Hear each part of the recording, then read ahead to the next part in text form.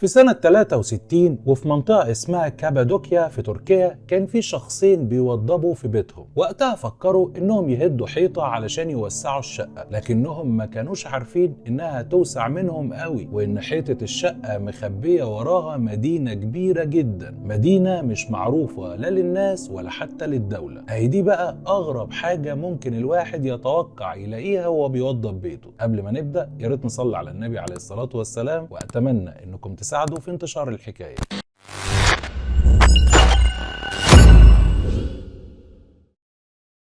أنا عارفك مندهش وبتقول ناصر بيخرف. مدينة إيه دي اللي هيلاقوها ورا حيطة في قلب شقة؟ ومدينة إيه اللي الدولة ما عندهاش خبر عنها؟ اصبر بس وأنا أحكي لك كل حاجة. اللي حصل إن كان في شخصين بيوضبوا بيتهم. الشخصين دول واحد منهم تونسي واسمه محمد شيخي، وصاحبه كان مغربي واسمه حسن أصهاد. ابتدى الصديقين يهدوا كام حيطة علشان يوسعوا البيت، لكنهم بالصدفة لقوا ممر ضلمة ورا حيطة من الحيطان، وبتوسيع الحفر اتضح إنهم قدام مدخل كهف. والغريب بقى، ورغم ان الدنيا جوه الكهف كانت ضلمه كحل، الا انهم جابوا كشاف ومشوا جواه، وكانت الصدمه لقوا سلالم صغيره نزلوها، وبعد السلالم لقوا ممر، وبعد الممر لقوا نفسهم جوه مدينه كامله، مدينه مخفيه تحت الارض، وبالتحديد تحت بيتهم. الاكتشاف المدينه اثريه قديمه اسمها درينكويو، ودي مبنيه على عمق كبير تحت الارض، ومساحتها كبيره، يعني تقدر تشيل 20,000 شخص بمناطق زراعتهم وصوامعهم وأماكن حيواناتهم. المدينة محفورة جوه الصخور البركانية، ومتكونة من 18 دور تحت الأرض، وفيها فتحات تهوية علشان تدخل الهواء النقي للمدينة. الصادقين اللي لقوا المدينة كان كل طموحهم يلاقوا أوضة زيادة يعملوها مخزن، لكنهم لقوا مدينة كبيرة سلموها للسلطات التركية، واللي فتحتها كمزار سياحي بعدها بسنة. طبعا موضوع المدينة ده غريب لدرجة إنه ما يتكررش تاني في الحياة، وعشان كده خلينا مع الحاجات اللي ممكن تتكرر. وكلمة السر دايما هي الصندرة. في نيويورك وبعد وفاة جورج ديفيس العيلة كانت بتفضي البيت، فلقوا في الصندرة علبة خشب قديمة غريبة جدا. بيفتحوها لقوا قدامهم 5 مليون دولار. طبعا هم ما لقوهمش فلوس كاش، هم لقوا تمثال فابريجيه نادر، التمثال للحارس الشخصي للإمبراطورة ألكسندرا إمبراطورة روسيا وزوجة نيكولا الثاني، واللي حكم أواخر القرن ال19 وبداية القرن ال20. التمثال كانت عيونه من الياقوت، وكان عليه زخارف من الذهب، ده غير مجموعة من النياشين النادرة اللي على صدر التمثال. اتقدر التمثال ده ب 800,000 دولار، لكنه اتحط بعد كده في مزاد واشتراه سايغ بمبلغ 5 مليون دولار. ولو شايف ان ال5 مليون دولار حاجة تستحق ان عيلة ديفيس تتحسد عليهم، فخليني اقولك ان في عيلة كانت بتوضب بيتها في ديترويت في ولاية ميتشيغان الامريكية، وهم بيكسروا كان متوقع يلاقوا مواسير بايظة ومجاري ضربة، لكن اللي لقوه لا يخطر على البال ولا على الخاطر.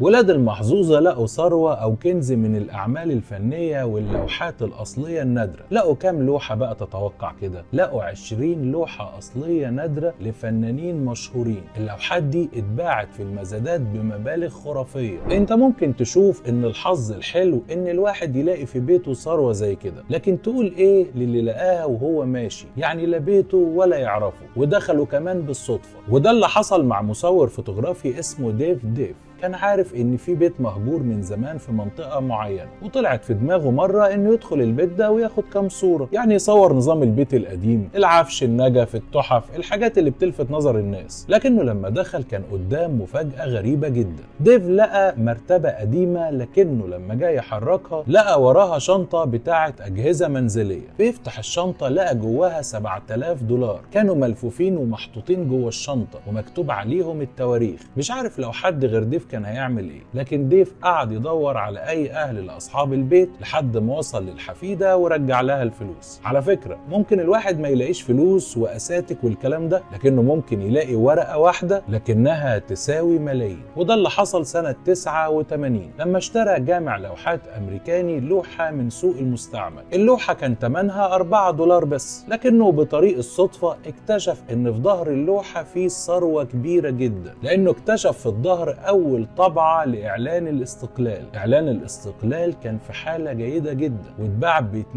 مليون دولار في مزادة عمل سنة 91. طيب هتقولي كله فلوس، مفيش حاجة كده ولا كده؟ بصراحة فيه، وده حصل في 2013. ساعتها كان في شاب اسمه براولي بيتخانق مع أخوه، والخناقة كانت جامدة حبتين لحد ما واحد رزع التاني شلوت لبسه في المكتبة، وزي أفلام الرعب اتحركت المكتبة وظهر من وراها سلم حلزوني بيوصل لتحت البيت، وتحت البيت كان منتهى الخوف.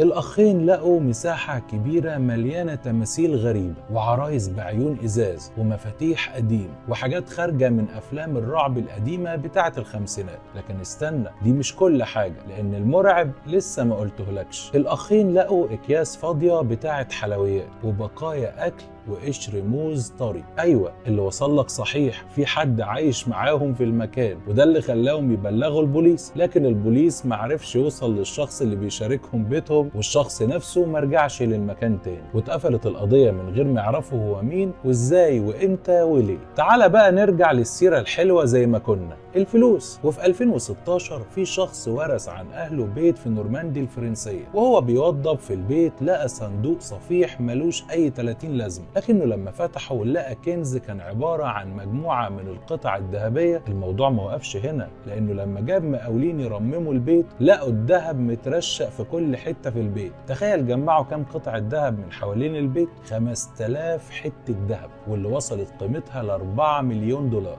وتعال نرجع لسنة 70 واللي فيها اشترى جامع لوحات هاوي لوحة لفان جوخ، لكنه لما عرضها على متحف فان جوخ في امستردام كان رد المتحف صادم، لانه قال انها مزيفة، وده لانها مش عليها توقيع لا لفان جوخ ولا لاي حد تاني. بس بعد تطور التكنولوجي اتفحصت اللوحة من جديد، والغريب ان الاجهزة اثبتت ان اللوحة اصلية، وانها اول لوحة بالحجم الكبير يكتشفوها من 85 سنة. لا، ووراها قصة معروفة، وهي اللي كتب عنها فان جوخ لاخوه وقال له انه مش راضي عنها وعشان كده ما مضاش عليها. طيب تخيل انك تشتري شقة فتكتشف انك اشتريت شقتين وانت مش عارف، ولا اللي باعلك كمان كان عارف انه اداك شقة مخفي جواها شقة تانية. وقبل ما تقول عروستي وتسألني شقة ايه اللي مخفية جوا شقة تانية، هقول لك الحكاية. اللي حصل ان الشخص اللي اشترى الشقة كان عارف ان عنده صندرة في السقف، لكنها مقفولة لان السقف كان متعالج وكله كان حتة واحدة، لكنه جاب سلم وفتح فتحة في الصندرة ودخلها، والمفاجأة انه لقى نفسه في شقة تانية بفرشها بحمامها بستايرها بكل حاجة. ولما ابتدى يبحث عن اصل الحكاية اكتشف ان البيت كان عبارة عن دورين بيمتلكوا فكهاني. الدور الاول كان للتجارة، والدور التاني كان للسكن. بعدها الدور اللي تحت اتعمل كنيسة، والدور اللي فوق اتقفل واتلف الدور من بره بالخشب، وبان البيت كأنه دور واحد. ومن بايع لبايع محدش عارف ان في شقة فوقه مقفولة، واللي اكتشفها كان الشاري الاخير، لكن بعد ما قعد في البيت سنتين كاملين. انا عارف انك بعد الحلقة هتنزل لبيت جدك تفتش في الصندرة، بس لما تلاقي الشاكوش اللي من غير ايد وعيون البوتاجاز القديم وشوية المسامير والصواميل المصديين ما تبقاش تدعي على اخوك ناصر. بس كده، يا رب ما كنتش طولت عليكم، اكون حكيت لكم الحكاية اللي كانت معايا النهاردة بشكل مبسط وسهل. كان معاكم اخوكم ناصر حكاية. السلام عليكم.